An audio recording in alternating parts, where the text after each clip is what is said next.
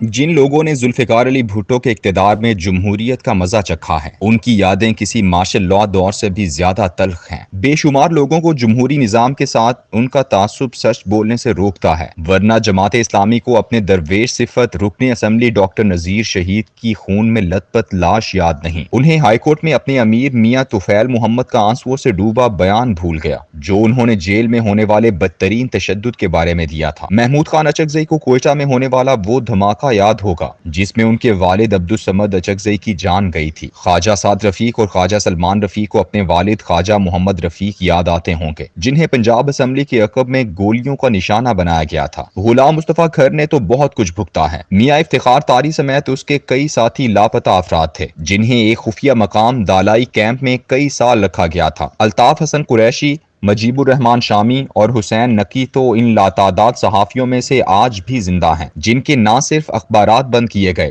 بلکہ انہیں کئی سال جیل کی سلاخوں کے پیچھے گزارنا پڑے۔ سردار اختر مینگل کو اپنا بھائی تو ضرور یاد آتا ہوگا، جس کی لاش کو وہ آج تک ترستے ہیں۔ عطا اللہ مینگل کی حکومت کو ذاتی انا پر قربان کر کے جس آرمی ایکشن کا آغاز کیا گیا، اس کے زخم آج بھی بولتے ہیں۔ بھٹو کی پیپلز پارٹی کا کمال یہ ہے کہ یہ لوگوں کے زخم تازہ رکھنے کے لیے کچھ نہ کچھ ایسا ضرور کرتی رہتی ہے، جیسے بلوچستان میں آرمی ایکشن کے انچارج جنرل ٹکا خان کو پہلے پارٹی کا سیکرٹری جنرل بنایا اور پھر پنجاب کا گورنر بھی لگا دیا۔ حبیب جالب یوں تو ہر دور میں قید رہا، لیکن بھٹو کے دور میں اسے غداری کے مقدمے میں جیل بھیجا گیا تھا۔ یہ وہی حیدرآباد سازش کیس تھا جس میں ولی خان، غوث بخش بزنجو، عطا اللہ مینگل، نواب خیر بخش مری جیسے سرداروں کے ساتھ نحیف و نزار حبیب جالب بھی غداری کا مقدمہ بھگت رہا تھا۔ پنجاب کے آرٹسٹ وزیر اعلیٰ حنیف رامے کی بیوی شاہین رامے کھانا لیے جیل کے دروازے پر کھڑی رہتی، لیکن کوئی ملاقات نہ کرواتا۔ ایسی جمہوری فضا میں گجرات کے شیشانہ والا دروازے سے تھوڑی دور ایک بہت بڑی کوٹھی کے وسیع و عریض لان میں چودھری ظہور الہی محفل لگایا کرتے تھے۔ اس زمانے میں کالجوں اور یونیورسٹیوں میں الیکشن ہوتے تھے، اس لیے اسٹوڈنٹس یونین کے ممبران اپنی نوجوان افرادی قوت کی وجہ سے بہت اہمیت کے حامل تھے۔ جاوید ہاشمی، فرید پراچا، حسین حقانی، حافظ ادریس،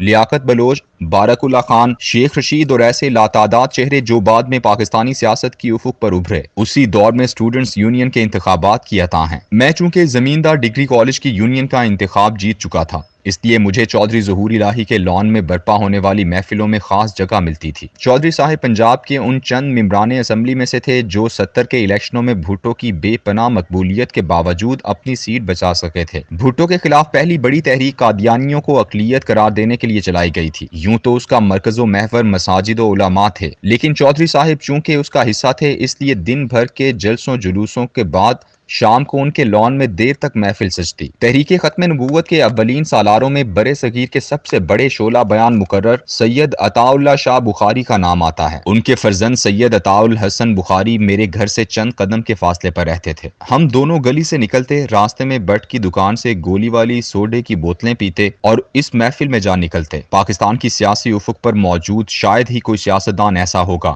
جو بھٹو کی قید سے بچا ہو، وہ اس محفل میں ضرور آ نکلتا۔ اسی دوران گجرات کی ایک نشست پر ضمنی الیکشن آ گئے۔ بھٹو مقابلہ برداشت نہیں کیا کرتا تھا۔ اس الیکشن سے پہلے گجرات شہر میں انور سما کے قتل کے بعد اعتزاز احسن کو ٹکٹ ملا تو بیچارے ڈیپٹی کمشنر کی ڈیوٹی لگائی گئی کہ اسے بلا مقابلہ جیتنا چاہیے۔ اس غریب نے 24 امیدواروں کو ایسا غائب کیا کہ کوئی کاغذات نامزدگی جمع کروانے نہ آ سکا اور بیرسٹر اعتزاز احسن بلا مقابلہ منتخب ہو گئے۔ لیکن اس دفعہ انتظامیہ کی گرفت کمزور پڑ چکی تھی اور امیدواروں کی وجہ سے الیکشن کروانے پڑے تھے۔ یہ پوری انتخابی مہم چودھری صاحب کی قیادت میں چل رہی تھی اور پورے ملک سے نوجوان طالب علم رہنماؤں کا جتھا بارک اللہ خان کی قیادت میں گجرات میں جمع تھا۔ بارک اللہ پنجاب یونیورسٹی اسٹوڈنٹس یونین کا ابتدائی صدر تھا، جس پر امیر محمد خان نے شاہی قلعے میں بدترین تشدد کروایا تھا۔ اس جتھے میں جاوید ہاشمی بھی تھا، جسے بھٹو نے امیر محمد خان کی روایت دہراتے ہوئے شاہی قلعے میں برف کے بلاک کے ساتھ بندھوایا تھا۔ شیخ رشید اپنے جذباتی لہجے اور قدرتی بالوں کے ہمراہ جلسوں میں گرجتا تھا۔ چودھری ظہور الہی اس وقت پورے ملک کی اپوزیشن کے دائرے کا وہ نقطہ تھا